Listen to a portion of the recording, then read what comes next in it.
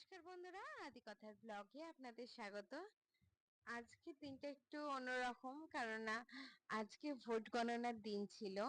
তাই আজকে বিকেলবেলা আদির বাবার কাজের প্রেশারটা খুবই কম ছিল।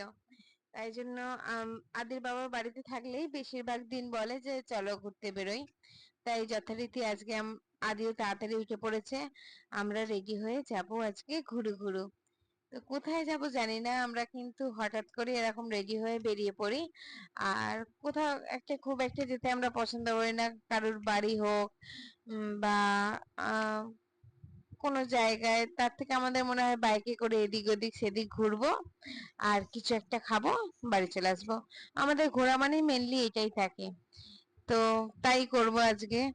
কিন্তু হঠাৎ করে বেরিয়ে আজকে দেখি যে হঠাৎ করে দমকা হাওয়া দিল, আর তারপরে বেশ খানিকটা ঝড় হলো। তাই মনে হলো যে আমরা চন্দননগরের দিকেই গেছিলাম। তাই মনে হলো যে যাই তাহলে একটু বাবার বাড়ি ঘুরে আসি। যখন চন্দননগরে এসেছি, তো তখন গেলাম একটু বাবার বাড়ি, একটু থাকলাম, একটু বাবার সাথে সময় কাটালাম। বাবা যেহেতু একাই থাকে, তাই মনে হয় বাবার সাথে সময় কাটালে বাবার একটু ভালো লাগবে। তাই চলে গেলাম বাবার কাছে। দিয়ে বাবার কাছে যাওয়ার পর আবার বৃষ্টি এলো, তো অনেকক্ষণ আটকে গেছিলাম। বাবা আবার আমাদেরকে আজকে চাউমিন খাওয়ালো, আইসক্রিম খাওয়ালো, আর আদিকে ছানা খাওয়ালো। তো এগুলো খাওয়ার পর একটুখানি ওয়েট করলাম। তো ফেরার সময় দেখলাম কিন্তু বৃষ্টিটা ছাড়ছে না। কিন্তু ওয়েট আর করিনি, কেননা আজকে তো এমনি ভোট গণনার দিন, কোথাও যদি ঝামেলা টামেলা হয়। তাই আদির বাবা বলল যে চলো বেরিয়ে যাই, উম হালকা বৃষ্টি পড়ছে তো। তাই আমার সাথে একটা ওড়না ছিল, আমি ওড়নাটাকে ভালো করে মুড়িয়ে নিলাম, দিয়ে চলে এলাম। মাঝে মাঝে একটু বেরোলেও ভালো লাগে, কারণ সারাদিন বাড়িতে থাকি তো একটু বোর হয়ে যায় বিকেলের দিকে। আর আছে, আদিও খুব ভালোবাসে ঘুরতে যেতে। আর ও এখন বুঝতে শিখে গেছে, না আগে বুঝতে পারতো না, এখন কিন্তু বেশ বুঝতে শিখে গেছে। তাই যদি বলি যে চলো বেরু বেরু যাব, তাহলে আদি তাড়াতাড়ি করে রেডি হয়ে নেয়। এই দেখো, ভীষণ হাওয়া দিচ্ছে। আর আজকের ওয়েদারটাও কিন্তু খুব ভালো হয়ে গেল, ঠান্ডা ঠান্ডা হাওয়া। খুব ভালো লাগে যদি বেরিয়ে এরকম ঠান্ডা ঠান্ডা একটা হাওয়া পাওয়া যায়, তাহলে তো আলাদাই লাগে দিনটা। আর এদিকে কিন্তু আদি ব্যস্ত হয়ে পড়েছে, ওর বাবা একটু দোকানে গেছে। ও তো বাবাকে ছাড়া একদম থাকতে পারে না, বলেইছি তোমাদেরকে আগে। ও বেরোলে কিন্তু ওর বাবাকেই চাই। তো বাবা দোকানে গেছে, তাই খুব ব্যস্ত হয়ে গেছে আদি, কতক্ষণে বাবা আসবে। আর বাবা দূর থেকে বলছে যাচ্ছি, কাজটা মিটিয়ে আসছি। ওরা তর সইছে না, তাই আমি ওকে কি করলাম, একটু বাইকের সামনে বসিয়ে দিলাম। আর ও এরকম বাইক ধরে বসতে না ভীষণ মজা পায়।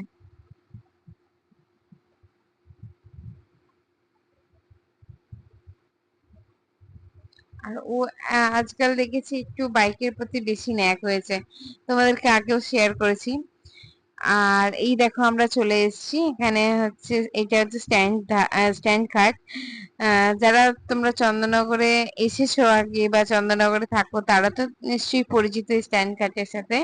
এছাড়াও আমাদের চন্দননগরে এই স্ট্যান্ড ঘাটটা কিন্তু খুব খুব খুব ফেমাস।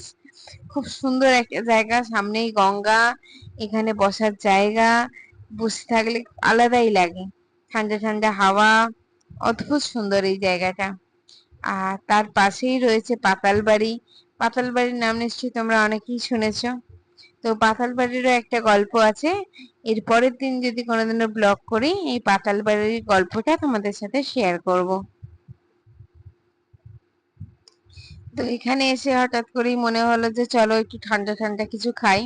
তো আমি বললাম যে জাস্ট একটু স্কুপে আইসক্রিম নিয়ে খাবো। একটা ফালুদার দোকান খোলা ছিল। তো আদির বাবা বলল যে ও মিল্কশেক খাবে, আইসক্রিম খাবে না। আদির বাবা আইসক্রিম খুব একটা পছন্দ করে না। চকলেট ফ্লেভার হলে তাও একটু খায়, বাট অন্য কোনো ফ্লেভার তো একদমই মুখে তোলে না। আর আমি আইসক্রিম এত ভালোবাসি যে আমার কাছে যে কোনো ফ্লেভারই খুব খুব খুব ভালো লাগে।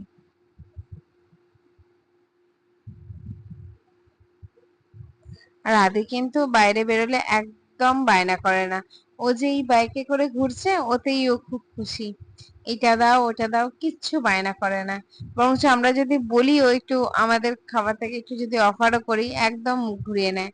খাওয়া দাওয়া তো ওর একদম অপছন্দের বিষয়, একদম পছন্দ করে না। যতটা না খেয়ে থাকা যায় ততটাই ওর জন্য ভালো।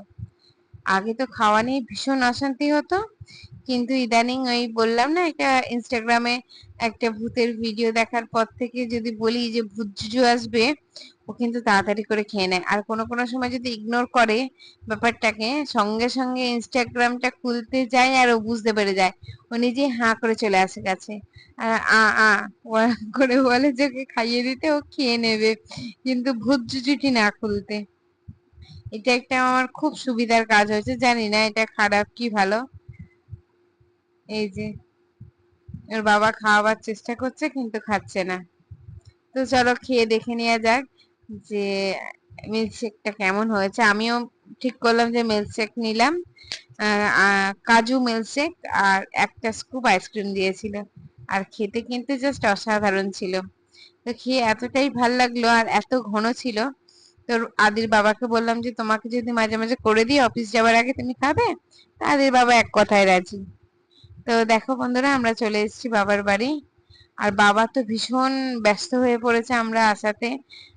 কি খাবো কি খাবো করে জিজ্ঞেস করে করে মাথা পাগল করে দিচ্ছে, কিছু খা কিছু খা। তো শেষমেশ জামাই বললো যা আনবে তাই খেয়ে নেবো।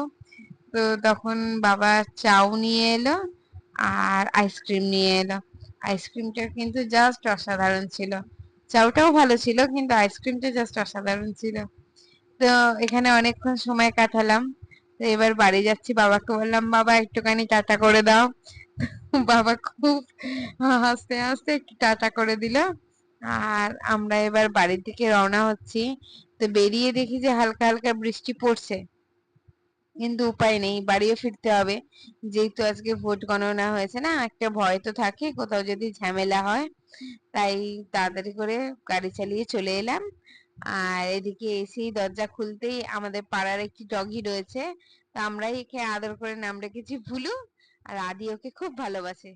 তো বৃষ্টি পড়ছে বলে ও এখানে এসে বসেছে। আর আজকের ব্লগটা আমি এখানেই শেষ করছি।